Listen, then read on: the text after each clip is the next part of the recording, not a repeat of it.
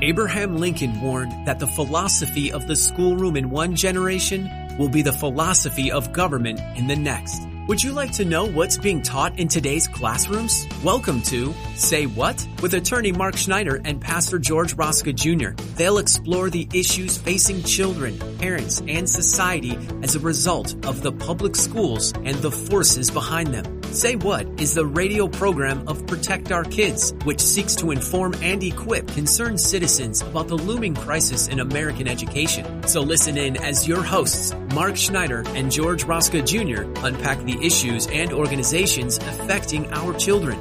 And now here's your hosts, Mark Schneider and George Rosca Jr.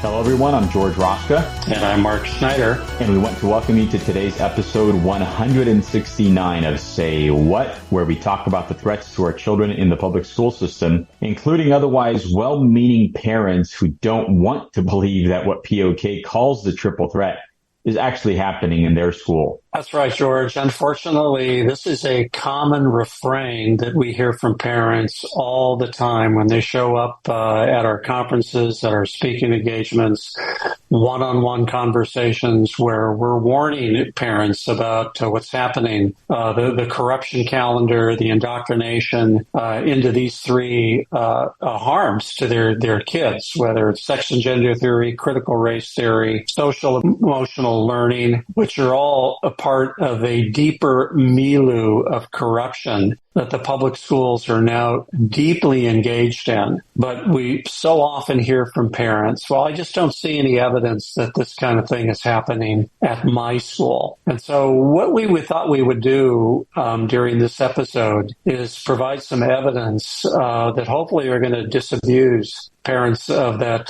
false confidence, because indeed this corruption, more likely than not, is happening at their child's public school to one degree or another. In some cases, it's maybe not as bad as other schools. At other schools, it's really, really bad. And George, this is all going on while what's called the nation's report card, the National Assessments of Educational Progress, has found that barely a quarter of students are proficient in reading, geography, and American history. Not to mention the terrible scores that PISA find in even more stringent academia like math and science, what are called STEM disciplines, where the United States is no longer competitive in any way with other nations that spend far less per students than the United States tends to spend on its kids. Last week, George, as you know, we talked about the latest legislative assaults against our children in the public schools here in California, where we happen to live, in the form of Assembly Bill 1955, which outlawed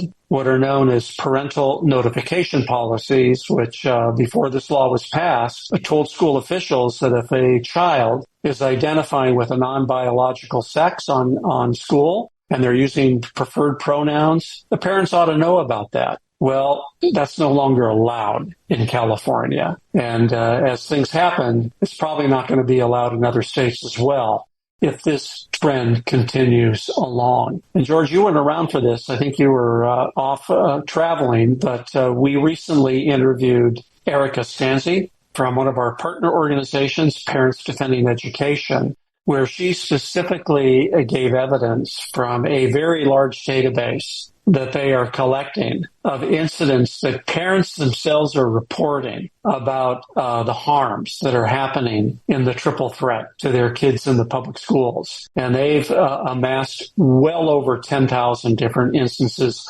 across the country of these kinds of policies that are being put into place against children in the public schools. So, rather than take our word for this or even our guest's word for this, we have a couple of articles that we want to highlight today on other people, teachers actually teaching public schools that are themselves sounding the alarm about what's going on in the public school system. And the first one is from a Robert Pondisio. The article is entitled, How Public Schools Became Ideological Boot Camps. And this is an article that was written on the 13th in the Free Press. And he starts off by saying a pair of teachers at New Jersey's Fort Lee High School recently taught students that Hamas is a peaceful, quote, resistance movement, and it's Israel is the one that's committing genocide against Palestinians. George, as you know, this is a topic that we've covered deeply here over the last couple of months. He goes on to say that teachers at California's Berkeley Unified School District are, quote, indoctrinating students with anti-Semitic tropes and biased, one-sided anti-Israel propaganda disguised as education, according to a complaint by the Anti-Defamation League. Meanwhile, students recently chanted from the river to the sea at college campus Tenfadas, but when pressed, could not identify either the river or the sea. Why is this happening? Well, the author of this article goes into further detail about what's going on in the public school system. Well, and that's because at the root of the public school system is the teachers' unions. The author goes on to say that the answer has to do actually with one of American education's dirty little secrets. So on any given school day in nearly every public school in the country, curriculum materials are put in front of children that have no official oversight or approval. There's nearly no category of public employees has the degree of autonomy of the average public school teacher, even actually the least experienced ones. So teachers actually routinely put together their own lesson plans on the widely accepted theory that they know better than textbook publishers what books kids will enjoy reading, which topics might spark lively class conversations, and so forth and so on. But that begs the question, could many of those teachers be one of your students' teachers? That's right, George. If public policies are not bad enough, and as we've recently talked about, these curriculums that have been passed by state legislatures, including laws that are called comprehensive sexuality education laws that require sex and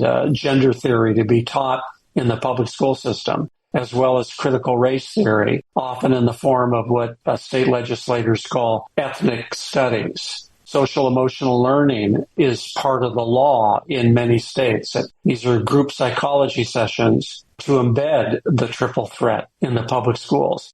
So these are official policies, but what this author is pointing out is that even where these policies do not exist, or a school district happens to be somewhat conservative, you still have activist teachers that are embedded into these schools. And once that classroom door is closed, there is virtually no oversight. School teachers have tremendous individual latitude about what they can bring into the classroom and what they can teach. And they are teaching this stuff. The author goes on to say, not your child's school or teacher. Want to bet, quote, that a 2017 Rand Corporation survey found that 99% of elementary teachers and 96% of secondary schools use materials I developed and or selected myself, talking about activist teachers in teaching various subjects. So parents can't have any confidence that even if, there are not public policies or they're not given access to school materials that concern them, that these harmful ideologies are not being taught. And in fact, an example of this comes up in a separate Free Press's article by Francesca Bloch, who broke the news that PS 321 in Brooklyn, New York, sent kids home with an activity book promoting the tenets of Black Lives Matter movement, including queer affirming, transgender affirming, and restorative justice. This book actually was not authorized for classroom use by either the New York City Department of Education or Brooklyn's Community School District 15. It appears to have begun its journey into students' backpacks at the massive Share My Lesson website run by the American Federation of Teachers, which is the nation's second largest teachers union. Yeah, George, this site claims 2.2 million members, more than half of all U.S. public school teachers, and hosts more than 420,000 resources that have been downloaded more than 16 million times. And there's a whole litany of LGBT activist organizations that are behind this. In fact, the advocacy group Parents Defending Education has documented over 1,000 incidents of schools teaching lessons on race, gender, or other hot-button issues that parents have deemed inappropriate or upsetting, but they're seldom traceable, George, to the formally adopted school curriculum. As the author points out, there are 75 different lesson plans and resources for conducting what are called privilege walks. So these are exercises where students are encouraged to realize that they're either a part of the oppressor group or an oppressed group. And if they're part of the oppressor group, then they're, quote, privileged, and they should feel badly about this. And very often it's just based purely on skin color or economic social class. But this is indeed happening, George, in the public school system. And even further, there's over 100 lessons and resources on preferred pronouns at Teachers Pay Teachers, which is another lesson sharing mega site. But again, none of those seem to have ever been approved by the Department of Education or by any local school district. So things just kind of funnel and make their way in through these resources that the teachers union seems to be sharing with its teachers. And not just the teachers unions, George. Of course, there are special projects that activist teachers have access to. The author points out a report from the New Teacher Project. This is a new one. I had not heard of this. That found that students spent more than 500 hours per school year on assignments that were not appropriate for their grade and with instruction that didn't ask enough of them, the equivalent of 6 months of wasted class time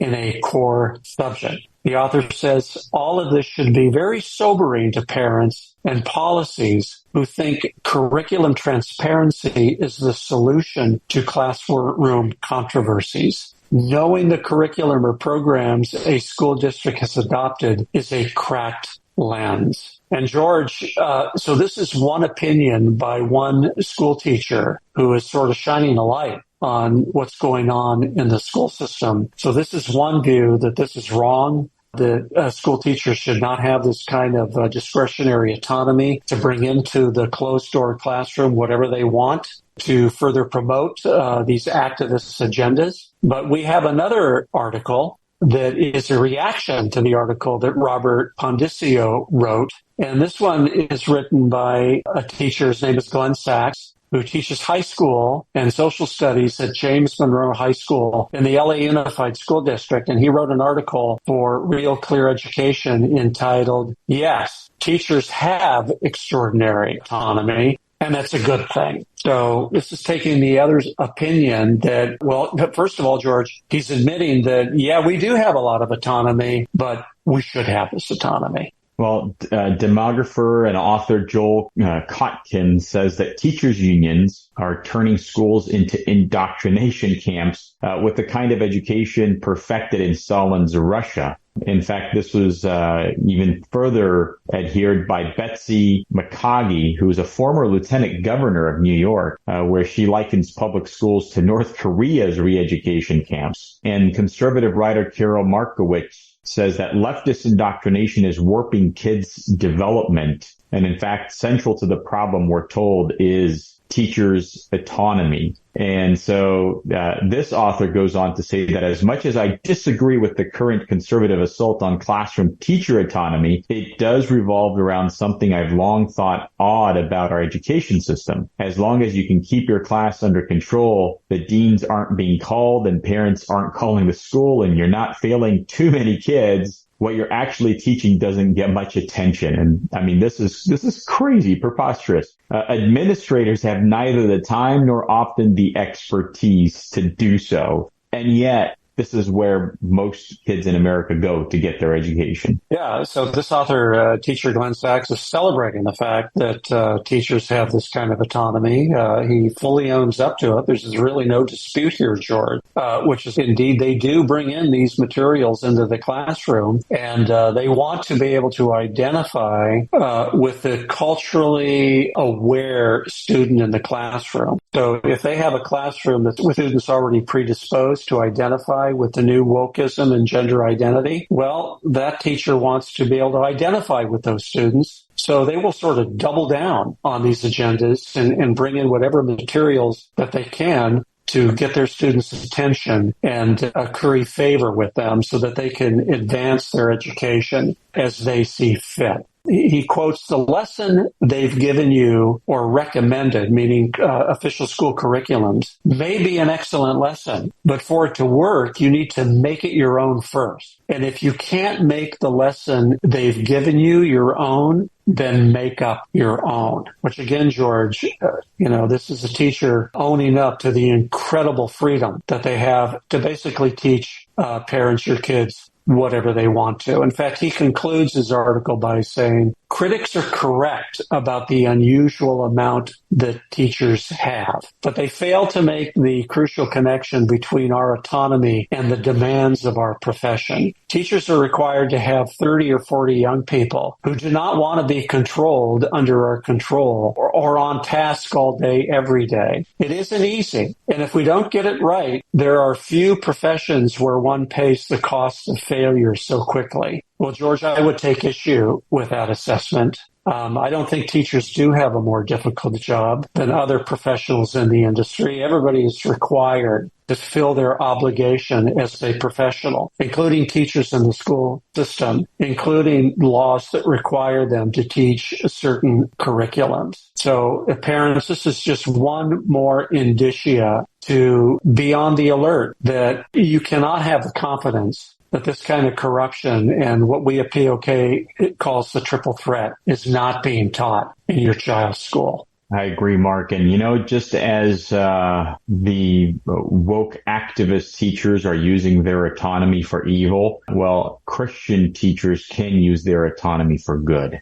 They could, number one, set the example on how to teach, be those teachers of the year. And I get it. Those are probably very hard awards in these days, especially in blue states, to get, because you're going to have to meet some kind of a DEI-based criteria. But I think the results are in the children and the parents that are able to adhere and say that, look, my child's fourth grade teacher is the best teacher ever that my kids have had. Last year, their grades were failing. This year, their grades are all the way up. I think Christian teachers could set that example of great teaching. And they can also be that first step of blocking those triple threat topics from coming up in their classroom. If they have that autonomy, then let's use that autonomy for stopping evil in its tracks. So Christian teachers, we highly encourage you to do just that in your day-to-day jobs. I couldn't agree more, George. And for those Christian teachers who are concerned about the blowback, upholding conservative principles, traditional Judeo-Christian values, we do offer resources on our website that will inform you and educate you about your constitutional rights to do just that. So if you have any questions in this regard or would like to contact us with any incidents you're facing at your particular school district, please do reach out to us at Protect Our Kids, POK.org, and we will respond just as soon as we can. Well, George, wrap it up there. Hopefully this has been of value to you, and we try to give you the information you need on these podcasts and on our website to keep you alert as to the best ways to protect your children in the public school system. You've been listening to Say What, the radio ministry of Protect Our Kids, where they seek to inform and equip concerned citizens about the crisis in American public education and the forces working against our children. Join us at this same time every Saturday as attorney Mark Schneider and Pastor George Rosca Jr. unpack the issues so that we can better safeguard our nation's children. And join Mark and George right here next week at this same time for another episode of Say What.